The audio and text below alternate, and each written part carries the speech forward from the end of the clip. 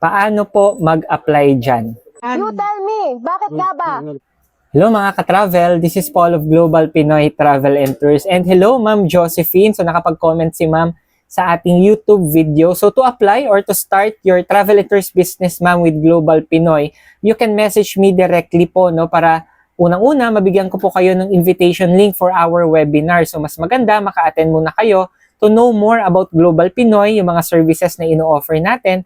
Also, paano ba tayo kumikita no, dito sa negosyo natin and yung mga different business packages natin to start. So you can check ma'am yung mga contact details ko at the end of this video. Kaya make sure ma'am, no, message nyo ako, antayin ko po. God bless!